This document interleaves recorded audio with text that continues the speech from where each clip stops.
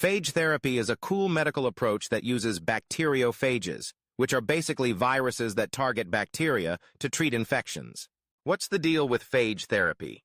Phage therapy involves using these tiny viruses called bacteriophages to go after harmful bacteria in your body. It's been around for over a century, but antibiotics kind of stole the spotlight back in the day.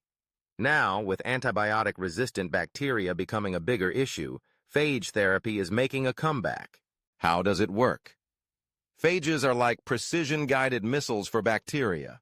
They latch onto the bacteria, inject their genetic material, and then replicate inside. Eventually, the bacteria burst open, and the phages move on to other bacteria. Plus, phages are super specific, usually only targeting the bacteria they're designed for, which means they're less likely to mess with the good bacteria in your body. Where's it being used? Phage therapy is being tested in clinical trials and used in special centers around the world. Places like Georgia and Poland have been using it for decades. It's being looked at for treating all sorts of infections, especially those caused by bacteria that don't respond to antibiotics.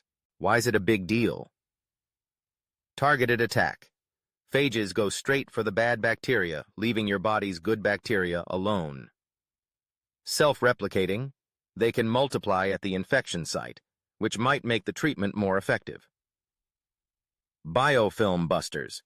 Phages can break through bacterial biofilms, which are like bacterial fortresses that often resist antibiotics.